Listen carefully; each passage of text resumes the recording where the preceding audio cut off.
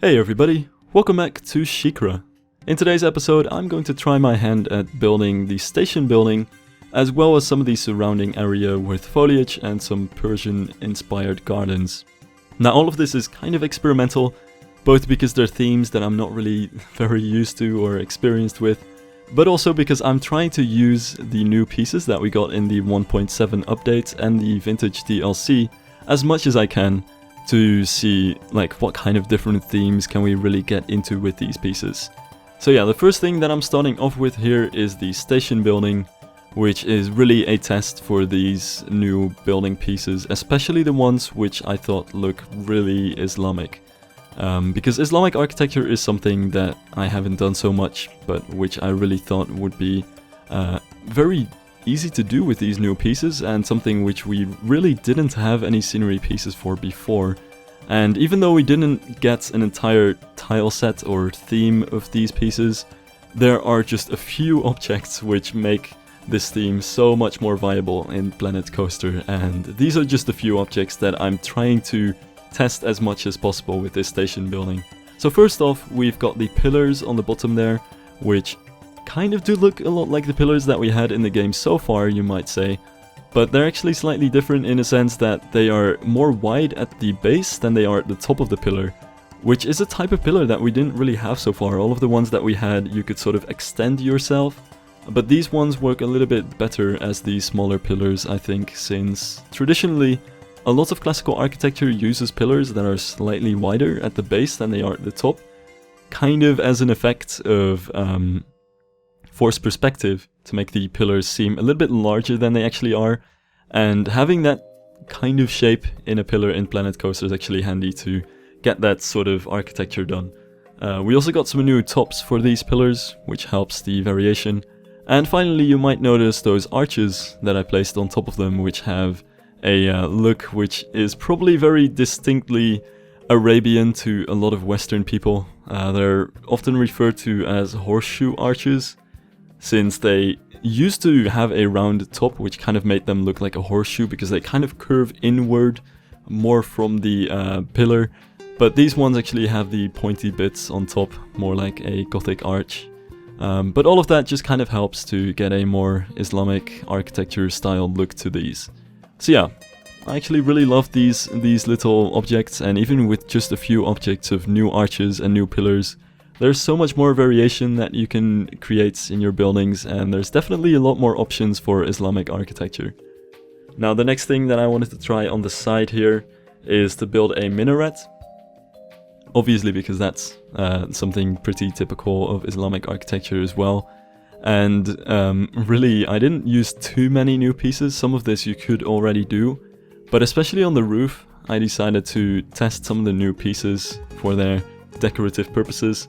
And I ended up using a lot of planters, which came new in this update, to create the spire of the minarets, which actually worked out quite well. It took a little bit of trial and error to see what planters would actually fit well together, but in the end it creates a very narrow, sort of slender spire top with a bunch of detail which you couldn't really get if you were to build this little spire out of tiny wooden posts or any other way of creating it entirely yourself. So yeah, I'm actually quite happy with how the building turned out so far. For a while I was also planning to have one big tower on the side there, which is why there's a floating pavilion. I really wanted to force myself to use that piece, since I think it's one of the more easy to use and really useful pieces in the updates. But in the end I really didn't see a tower fit in there, so I decided to remove that. But it's a great piece nonetheless, I really like it. In any case, I feel like we're this far into the station building that I should give a bit of an explanation on what I'm trying to do exactly here. Partly because I'm not that experienced with Islamic architecture, so I really had to learn a bunch of stuff and look up a bunch of pictures to try and get this as much right as I could, just to make sure that I didn't build some weird, unrealistic concoction of, well, a mixture of styles that wouldn't really make sense. So what I'm going for here essentially is the Indo-Saracenic style, which was very much used in India and Malaysia under the times of British colonization.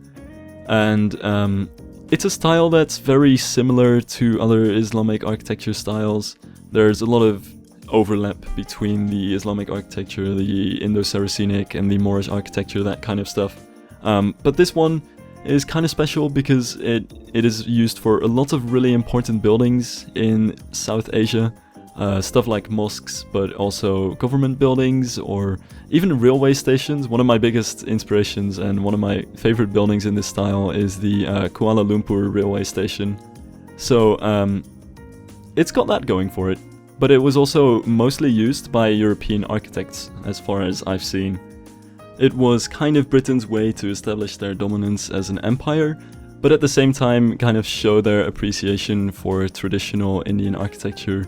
But it also mixed a lot of elements from Moorish architecture and even Gothic and classical, so it's really kind of eclectic, as was very popular in that period.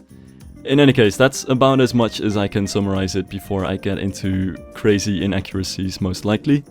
I just found it a really interesting style to use for this coaster. I think it would be more interesting and more doable than traditional Islamic architecture to go for a revival style, which is more of a mixture of styles, just so I could throw a bunch of stuff on the building without making it too inaccurate. Besides, this is a theme park, so I really shouldn't worry so much about historical accuracy or really anything like that. But the great thing about the theme is that it does have the signature elements of the minarets and the horseshoe arches and all of that good stuff. So it was a good time to try this. So you might at this point see some of the similarities to some buildings like the Taj Mahal and stuff like that, which is mostly a result of this style. I also drew some influence from one of the major mosques in Malaysia, which has some black horizontal stripes across the building, which you see in more of this Arab or Moorish architecture, and I thought it would be nice to add some detailing to the building, not to mention make it a little bit less white, because with so many very white and light elements, I thought it was sticking out from the coaster a little bit too much. I was already really worried that this whole decorated station wouldn't really fit the otherwise quite modern and minimalistic coaster. But really the surroundings of the station kind of fixed that issue for me, but I shouldn't spoil the later parts of this video yet. You'll see what I mean when we get into the Persian Garden section. For now, I am just trying to finish the station as much as I can. What I haven't talked about yet is the onion dome up top, which is really a very characteristic element of Islamic architecture as well. Especially these really large onion domes, because even though you see onion domes quite a bit in European architecture as well, they're usually much smaller. The only thing I really have to say about this dome is that it's maybe a little bit on the fat side. King R63 already pointed this out in the comments of the last video.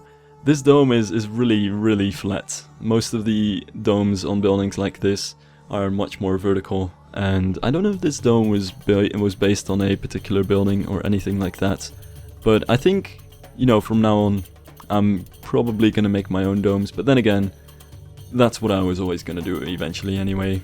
The same kind of goes for the spires. Plus the dome does work well enough for this building, and I think it looks pretty neat on it. I feel like a larger dome that would be more taller would kind of look too large for the building itself. So I think it works out, but it's definitely something that stuck out to me as well. In any case, at this point I was kind of struggling with the path layout, and I decided to leave this footage in because it is actually where I built some of the signature parts of the path. But at the same time I was kind of struggling with some stuff like I wanted to use the new planter pieces as path covers, which actually worked really well. I really love the very light sort of tropical looking brick texture of it. I think it goes really well with the theme, and it goes super well with the palm tree textures. But at the same time I was kind of struggling with what kind of layout I wanted my paths to have. At this point I was really just still going for a generic path layout, just kind of around the coaster. Not so much to lay the focus on the paths themselves, but just kind of to have an area to take pictures of the coaster from. But at some point during this whole triangle stuff that is going on there, I figured this path layout wouldn't really work out so well. It doesn't really fit the theme, it doesn't really look that great, and there's definitely some things that could be improved upon it. Not to mention that it kind of ends really awkwardly on the left. The path just kind of stops, and I didn't really know what to do with that part. So over here, I decided let's just redo everything, remove this whole section, and try to make this into a thematically more appropriate Persian garden. And straight away, I have to say, I'm not that experienced with these, not to mention that a lot of scenery elements are kind of missing to make this come to life really well. So this is an inspiration on a Persian garden more than an actual realistic Persian garden, because it's still missing a lot to be historically accurate in any way. But it still bears a very similar layout and an idea behind it.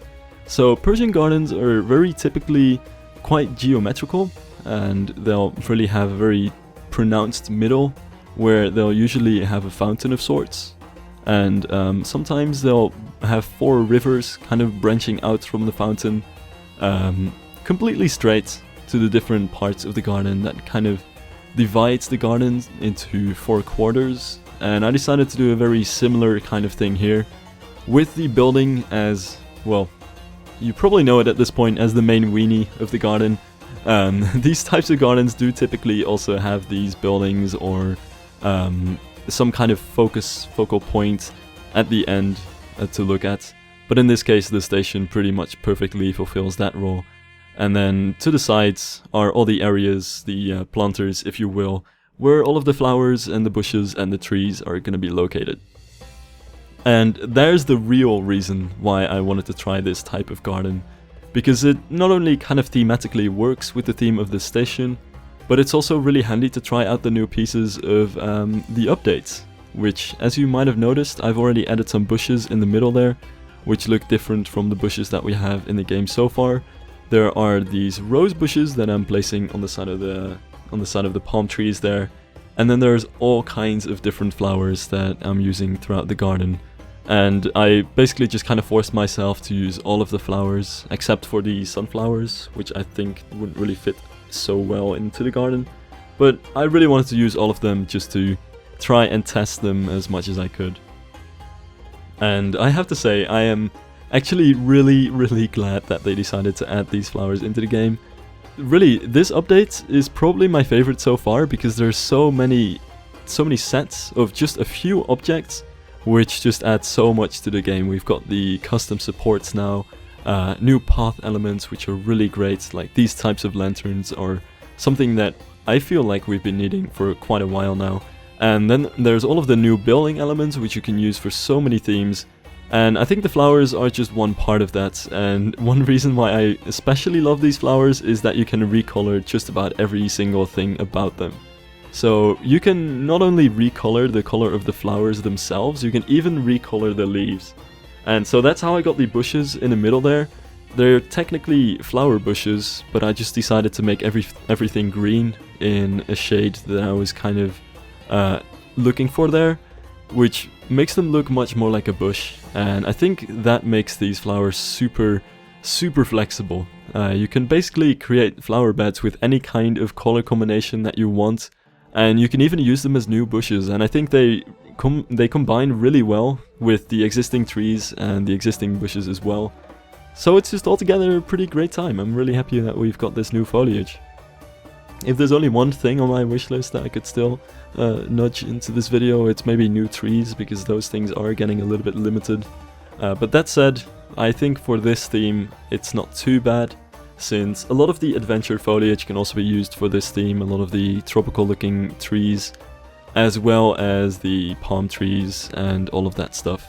So for this theme it's not too limited, but I think especially for European themes, for instance, the amount of trees that we can use is still a little bit on the low side. Speaking of which, I'm just adding a very simple tree line here on the side, just kind of copy and pasted from one of my earlier builds and then filled in with some extra trees. Because to be honest, this is just still a very small project. I'm trying to not let this suck up my time that I put in my other stuff. And I just cut some corners here and there. Speaking of cutting corners, I've seen, and I agree with a lot of the critiques about the coaster layout. There are definitely some parts where it could be a little bit smoother, and the first curve going into the first hill is a little bit overbanked. Some of the banked airtime hills are also a little bit too smoothed out when it comes to the banking. But honestly, those are just little issues that I don't want to put time into fixing, because I think you only really notice them when you pay attention to it. And fixing all of those really small issues is gonna cost a lot of time, and I really just want to keep cutting some corners and try to finish this whole series in 3 episodes in total, which hopefully should be doable. I think it will be. So yeah, that's really all that I'm going to say about this series. This is not intended to be a series like Jägerhorn or anything like that. Just a quick test of the new pieces and trying to already kind of break the mold on how you can use them, and just leave it at that. We'll see where we go with these new pieces from here on out. So finally it is time to finish up the exit of the station. I'll get to the entrance and the queue at some later stage. And at the very end I'm just adding a lot of ground shrubbery and rockwork here to finish it all up. And I think this is another example of how you really shouldn't judge your buildings before you put foliage around them, because foliage can really make a world of difference. I was, to be honest, really skeptical about this station building for pretty much the entire recording until I started adding all of this foliage around it. I think with all of the bushes and everything, it works out decently and it doesn't really stick out anymore. Not to mention that it kind of actually fits the theme of the roller coaster. I sort of just YOLO'd this whole theme. I didn't really expect much out of an Intamin Megalites themed to Islamic architecture. Because truth be told, I really just wanted to try the supports and try the Islamic architecture elements that we got in the new updates, but they actually work pretty well together. I also cheekily slightly changed the color of the track, I believe in the middle of this episode, to a slightly more pink-ish hue, at which point I think it is now definitely pink and not anymore right in the middle between pink and red. So yeah, I think that's a little bit more neat. I think the red coaster track is kind of an overused color scheme, and we need more pink coasters in this world. In any case, I'm just trying to finish this up with all of these flower beds. There's not really a sound or logic to the flowers that I chose or to the colors that I chose. It probably could have been a little bit more well thought out, but I think it works well enough for the test that it is, and for me it's definitely proven that these flowers are gonna stand the test of time and that they actually mix in quite well with the foliage that we have in the game so far. So yeah, I'm quite happy with them. Only thing that I really couldn't use them for is for some of this remaining foliage underneath the coaster, where there's just sort of a ruined grass texture and some sand and mud, and then some little bits of grass and small shrubs here and there, which is just a sort of ground texture that I want to try and use because it's more interesting to look at than a completely empty ground, but it's really just kind of a mess. It's not really planted or anything like that. It's just trying to look like the end result of not caring for your ground and just letting all the weed grow for a few years. In any case, that's it for this episode, so I want to thank you guys for watching, and I'll see you next time.